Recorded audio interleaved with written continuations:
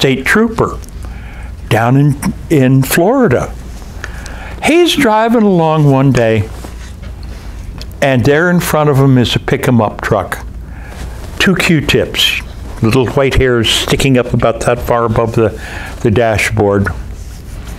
He pulls it over because they're going 27 miles an hour in a 60-mile-an-hour zone. Goes up to the window and says, "Let me see your license and registration." The woman who's sitting shotgun is about as deaf as almost as deaf as Quasimodo. She says to her husband, well, she doesn't say, she yells at her husband, "What'd he say? What'd he say?" Says he wants to see my papers. So the guy shows Sam the license and registration. Sam looks at him and says, "Oh my God, you're from Yadkin County, Georgia. I used to live there."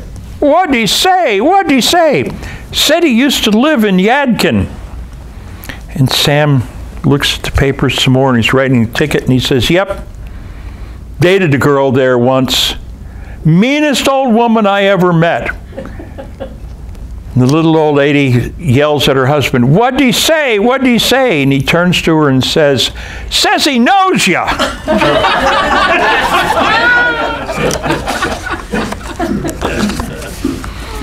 Sam loved medicine.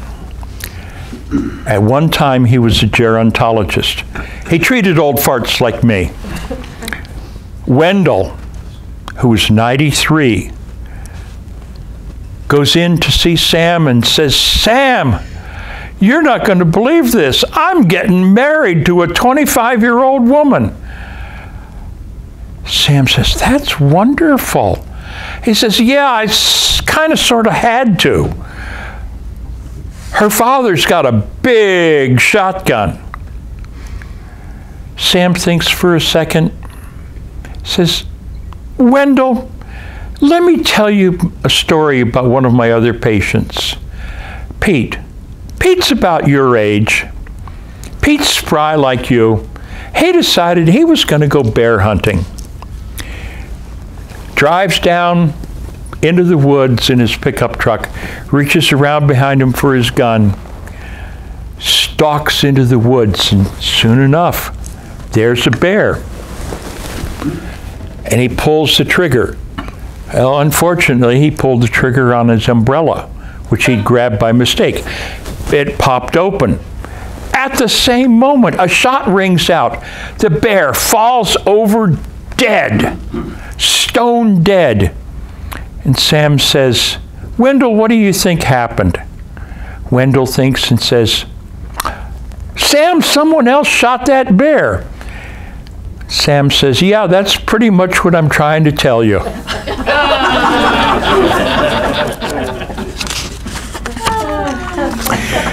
Sam also liked archaeology. He was on an archaeological dig where he was the manager of the dig in southern Turkey. All of his employees were Kurdish laborers. The Kurds are hard workers. They really are. They're a fascinating bunch of people. They're also inveterate gamblers. Sam realizes that they also like money, and he decides on a system where he pays them by the find. 50 cents for a good-sized potsherd, up to $10 for a complete vessel that has pictures or writing on it. One evening, he's sitting down to his well-earned rotisserie chicken, and 2 of his best workers came up, screaming at one another. Each of them claimed to have found this gorgeous, pristine pot, and each one wants the $10. Sam says, "This one's good enough, I'll give you $10 a piece."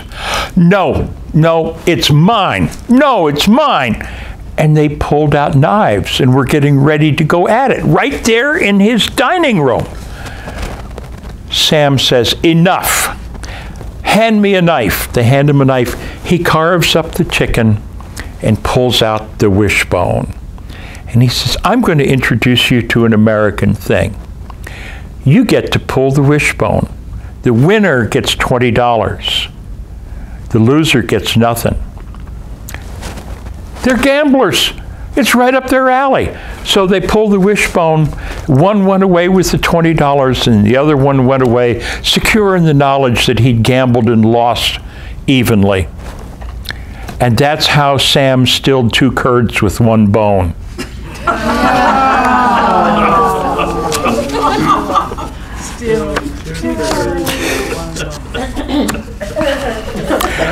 Another time, Sam lived with Janet in ancient Rome. It was a sort of a parallel universe. It wasn't exactly like we have today.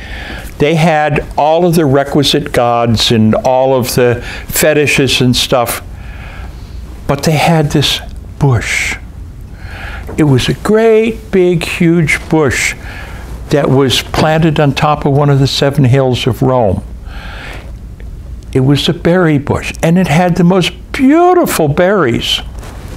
But it was illegal on pain of death to pick or to possess one of the berries off of this bush. Sam, though, saw one that was particularly pretty, so he plucked it. And he took it home, and he bought this really nice crystal vase with a sealable top, put the berry in, put in some white wine, and they enjoyed looking at that for a couple of years. And Janet said, wow, you know something? We could make this the focal point of a religion. We could get people to pay us money to come and pay reverence to this berry. Hey, people do it for doors and all kinds of other things. We can do it for this berry. They did that. They got very, very rich. They got so rich that they decided to retire. Into retirement they went. Sam gave Janet that berry as an anniversary present. A month or so later, there's a knock on the door. Sam goes and opens the door, and there is a phalanx of Roman soldiers led by a centurion, which is sort of an under-officer. Sam blinks and says, "Are you here to adore my wife's berry?" And the centurion said, "No, we are here to seize her berry, not to praise it."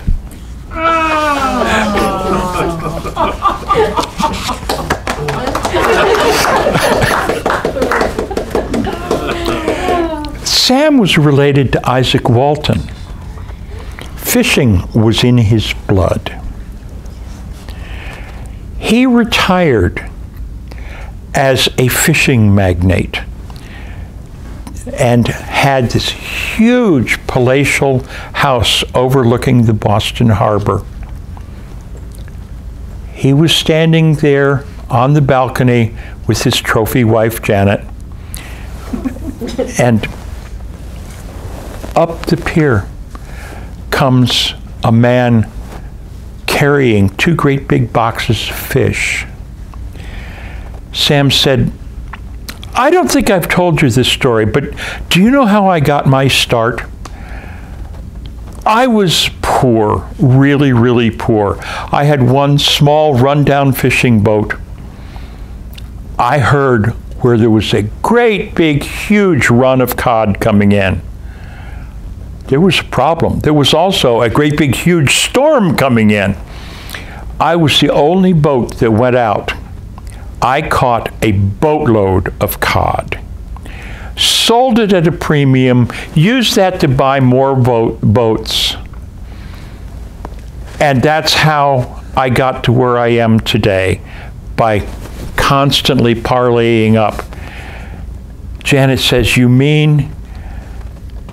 really mean it, don't you?" And Sam gestures with his martini and said, "Yes, there but for the crates of cod go I."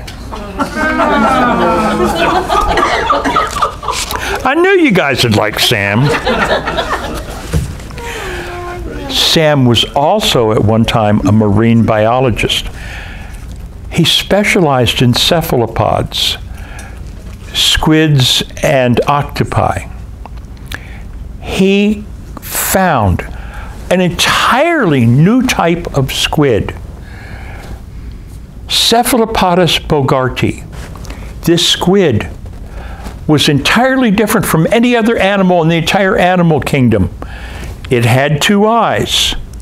Those eyes did not arise from the optic tissue in the brain during ontogeny. They arose from the ear part. And it was known throughout the world as ears looking at you, squid.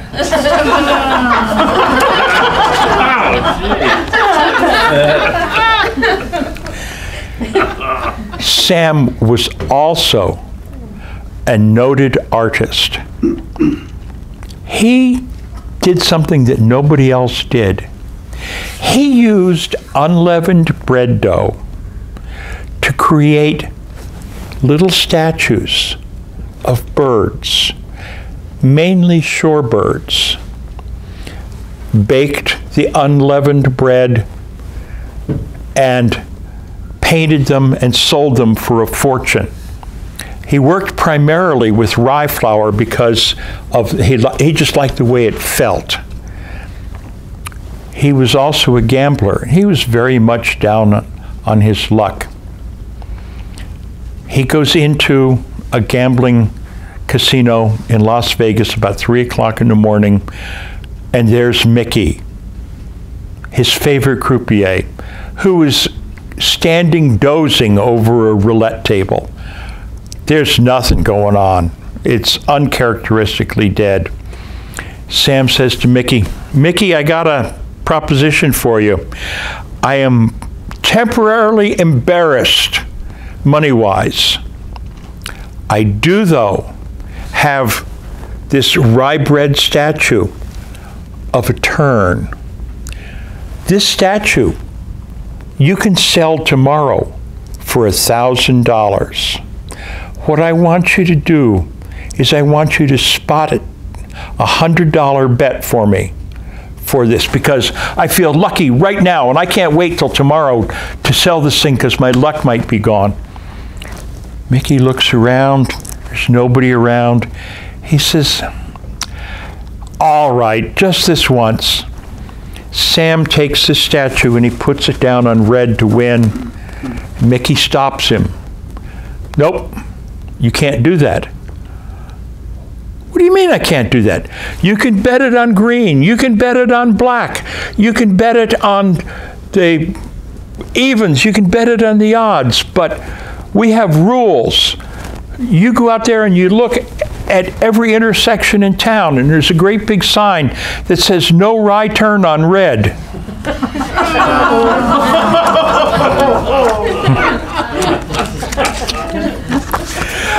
This is one of my favorite stories about Sam. Sam at one time was a publicity agent for vaudeville. He was good at his job. He developed some wonderful, wonderful acts, one of whom was actually Carmen Miranda. Carmen Miranda came to him early in her career and put herself in Sam's hands. And Sam worked with her, got her gigs, got her into some movies. Things were going really well. One day, Carmen turned up in Sam's office and said, "I'm getting married in 3 months." "Oh, that's wonderful." And she says, "Yes, I'm marrying a young actor named Yves Montand, and we want you to publicize this for the benefit of both of our careers." Sam thinks and he thinks and he says, "Let's try this. You've got that long, beautiful hair that you always wear down almost to your waist. What if instead you took that hair and put it up into a great big huge fancy topping, and then you put on top of that baskets of fruit. Then at the wedding, what we'll do is, after you exchange the vows, you will sit down at the feet of your new husband, take off that hat, and comb down your hair as an act of submission to your new husband. This is a long time ago. You can imagine how well this would go over today, notwithstanding. And this sounded like a good idea. Yves Montan's mother ruined the wedding. The wedding was off because she insisted during this ceremony that a 92-voice orchestra be singing, "She'll be Carmen Miranda Mountain when she combs."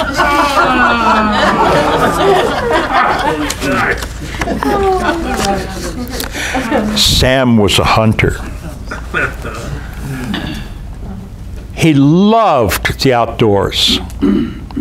He was hunting in the rainforests of Oregon, and it was pretty bad. He got lost.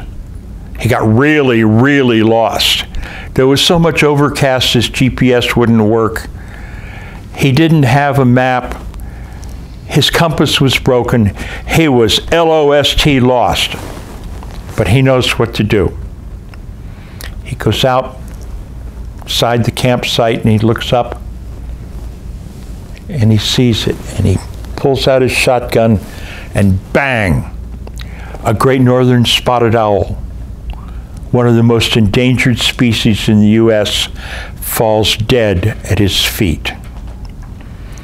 Sam took the bird, cleaned it, put it on a spit, cooked it, and was just taking the first bite of the drumstick when a federal ranger turns up and arrests him for violation of the Endangered Species Act. This was what Sam had planned for. He knew that that guy was going to turn up. He had to go to court anyway. He went into court and he explained to the judge, and the judge said, "Mr. Evening, I'm going to let you go due to extenuating circumstances. Now, as a matter of curiosity, off the record, what did that spotted owl taste like?" And Sam said, "Oh, something between a sandhill crane and a bald eagle."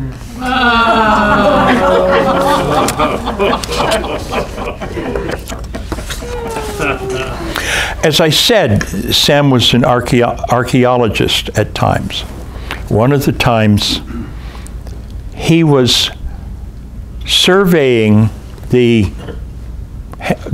area of Hadrian's Wall. Hadrian's Wall cut the island of Britain in half. Scots up here, the Brits down here.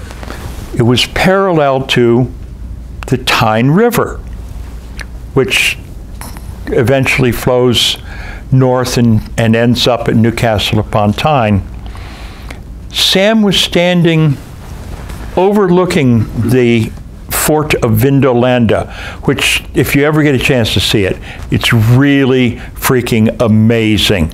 They have excavated it. It's actually got subfloor hot water radiant heating with stone slabs supported on piers with hot water that used to run underneath them. And Sam is standing overlooking where the bridge that this fort guarded crosses the Tyne River, and he thinks to himself, "Self, what kind of soldiers would have been here?" It would have been Germans, and it would have been Gauls, what is now France. And they would have hated one another. They hated them now, they hated each other then, they hated each other for thousands of years. And why? The French were not very nice people. They picked at the German soldiers. And how did they antagonize them the most? They poured wine into their stone drinking mugs, ruining the taste of any beer that went into it afterwards. And Sam said to himself, had I been one of those German soldiers, I would have wanted to protect my stone mugs.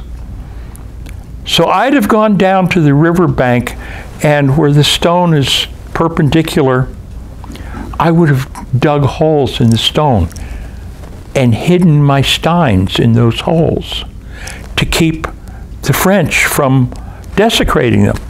And he went down and found them, proving for all time that a niche in time saves steins.